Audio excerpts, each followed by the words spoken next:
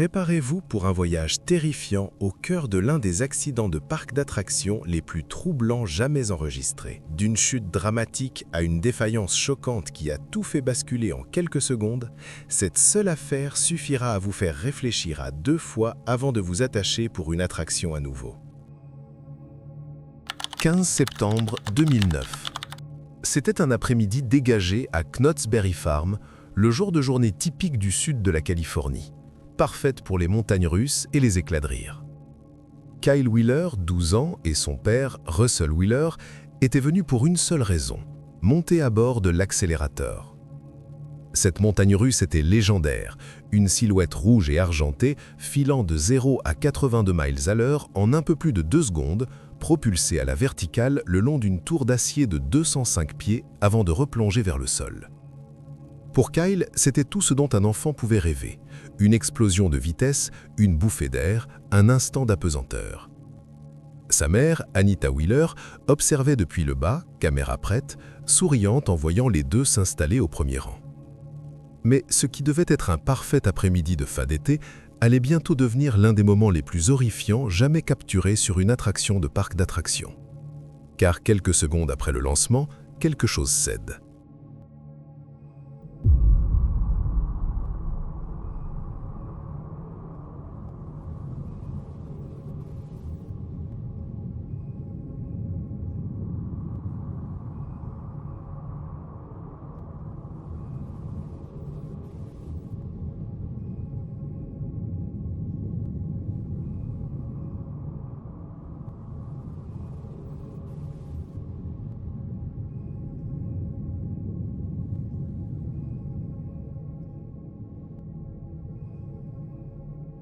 Alors que le train de la montagne russe s'alignait pour le lancement, un grincement métallique retentit dans la station, à peine perceptible sous le rugissement du système hydraulique. Puis, sans le moindre avertissement, un épais câble de lancement, celui-là même censé propulser le train vers l'avant, se rompit. La scène fut enregistrée en vidéo, heureusement sans le son. On peut voir le câble fouetter violemment l'air, projetant des fragments de métal dans toutes les directions. Le train sursaute, commence à grimper, puis, de manière terrifiante, redescend en glissant vers la station. Kyle Wheeler, assis au premier rang, en subit le plus lourd d'impact. Le câble s'abattit sur sa jambe gauche, fendant en deux la voiture en fibre de verre et entaillant profondément ses muscles. Son père, Russell, assis juste à côté de lui, vit tout se produire sous ses yeux. Il fut aspergé de débris et manqua de peu d'être frappé au visage. Sa mère, Anita, qui observait depuis le sol, ne put que hurler, figée d'horreur en voyant la montagne russe, qu'elle venait à peine de voir s'élancer à toute vitesse, revenir lentement, brisée et silencieuse. Plus tard, dans un salon de discussion en ligne, elle écrira « J'ai littéralement cru que je venais de voir mon fils et mon mari mourir sous mes yeux. » Les secours arrivèrent en quelques minutes. Kyle fut transporté d'urgence à l'hôpital, grièvement blessé à la jambe, tandis que son père ne souffrait que de blessures légères. Dans les mois qui suivirent, Kyle subit plusieurs interventions chirurgicales pour réparer les tissus déchiquetés, effectuer des greffes de peau et réapprendre progressivement à marcher à travers une rééducation physique longue et douloureuse. L'enquête qui suivit dressa un tableau accablant. La division de la sécurité et de la santé au travail de l'État conclut que le câble présentait un niveau de fatigue excessif. 18 des 20 aimants de lancement situés sous le train avaient été arrachés par la force du freinage. Les inspecteurs déterminèrent que l'accident aurait pu être évité avec un entretien approprié, rejetant la responsabilité à la fois sur le parc d'attractions et sur le fabricant de l'attraction, la société suisse Intamin. L'entreprise, à l'origine de l'accélérateur, avait recommandé des inspections mensuelles du câble de lancement.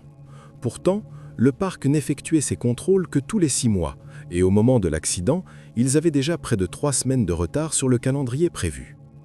La formulation du fabricant concernant les intervalles d'inspection fut jugée confuse et imprécise, mais les autorités de régulation furent unanimes, des signes d'alerte avaient été ignorés. Pour Anita et Russell Wheeler, toutefois, rien de tout cela n'avait plus d'importance. La vie de leur fils avait été bouleversée à jamais. « Nous sommes traumatisés », déclara-t-elle à un journal local plusieurs mois après l'incident. « Nos vies ont changé pour toujours. » En 2011, La famille Wheeler parvint à un accord confidentiel avec la société mère de Knott's Berry Farm, Cedar Fair. L'accord couvrait les frais médicaux de Kyle, qui dépassaient déjà les 60 000 $ à l'époque, ainsi que les futures interventions chirurgicales destinées à retirer le tissu cicatriciel de sa jambe. Plus d'un an après l'accident, l'accélérateur rouvrit ses portes. Le parc remplaça le système de lancement, renforça la structure des rails et promit des inspections plus strictes. Aujourd'hui encore, l'attraction fonctionne à la même vitesse, avec la même chute, procurant les mêmes sensations fortes. Mais pour ceux qui se souviennent du 15 septembre 2009, ce bruit, le claquement de l'acier sous pression, résonne toujours. Un rappel que même le métal le plus robuste peut céder. Et lorsqu'il cède, des vies peuvent basculer en un instant. D'un frisson à grande vitesse qui s'est littéralement déchiré, nous passons à quelque chose de bien plus lent, mais d'une manière encore plus troublante. Pas de montagne russe cette fois, simplement une balade silencieuse à travers le ciel.